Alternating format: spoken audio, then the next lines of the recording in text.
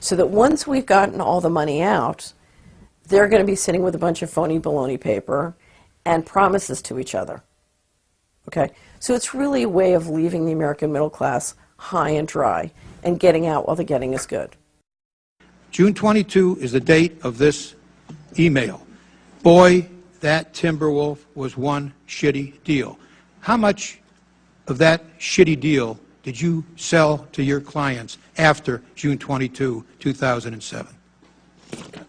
Mr. Chairman, I don't know the answer to that, but the price would have reflected levels that they wanted to invest in. Oh, of course. But they don't know it's a... You didn't tell them you thought it was a shitty deal? Well, I didn't say that. No. Who did?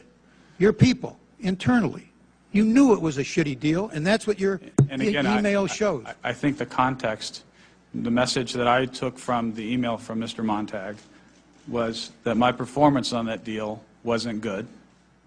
And I think the fact that we had lost money related to that wasn't good. How about the fact that you sold hundreds of millions of that deal after your people knew it was a shitty deal? Does that bother you at all? You sold to customers something? I don't recall selling hundreds of millions of that deal after that. All right. Let's take a look. Exhibit 166, series of emails.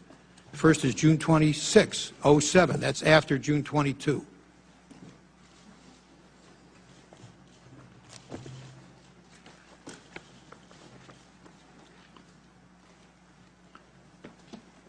July 1, 2007, tells the sales force the top priority is Timberwolf. Your top priority to sell is that shitty deal.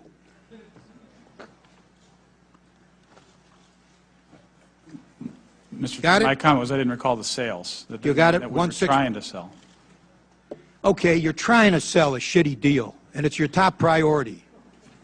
Come on, Mr. Sparks. Well, Mr. Chairman, should Goldman Sachs be trying to sell, and by the way, it sold it, a lot of it after that date, should Goldman Sachs be trying to sell a shitty deal?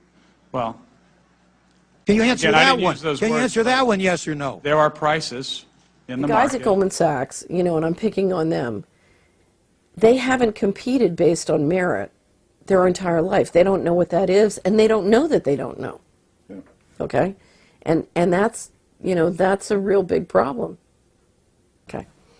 The way we've run our economy is we've rigged return to the investors through the government to be positive at the expense of the whole. So we have a positive return to Goldman Sachs, a negative return to the network, and the total is negative. We're shrinking the pie. Goldman and their investors are getting richer, but the pie is shrinking. Okay? Now, it's hopeless if you don't change. In other words, if the tapeworm keeps draining the body will die. However, it's really simple. To me, the host dying is not a good plan. Why don't we simply eject the parasite? Why don't we say, okay, Wall Street, we invite you to grow up and manage your business so it improves the total economic return. The 9000 series has a perfect operational record. This sort of thing has cropped up before, and it has always been due to human error.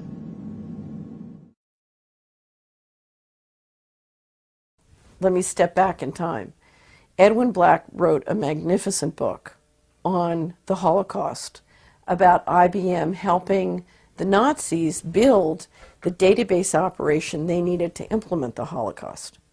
Okay, now, who's just been chosen as one of the lead contractors on our census? IBM, okay? And Lockheed Martin, I believe. So if you look at all the databases they have from around the country already, and you combine those databases with the data that could come from the healthcare bill on everybody's personal health information and their accurate address, what have you got? You've got the basis, you know, you have the equivalent in 2010 of what the Nazis had to do the Holocaust. God forbid you should combine that with a national ID card.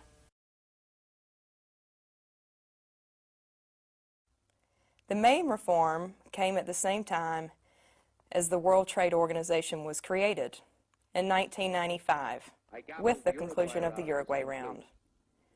More reforms and new challenges lie ahead. An immediate task is to conclude the current negotiations, the Doha Development Agenda. The most dangerous part of GATT is the creation of a corporate right to create patents on life. So to create terminator seed and control the seed and food supply.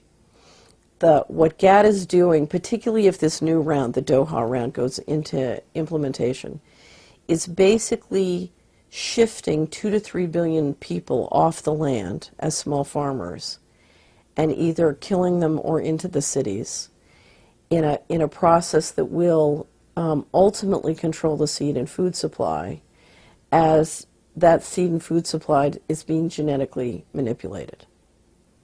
And when you take 50% of a planetary population and move it from something where it's eating healthy food on a self-sufficient basis into a dependent role where it's dependent on corporations for food that is not healthy, then you're talking about a kind of planetary slavery which is more horrible than anything we've ever envisioned. I know your anger, I know your dream.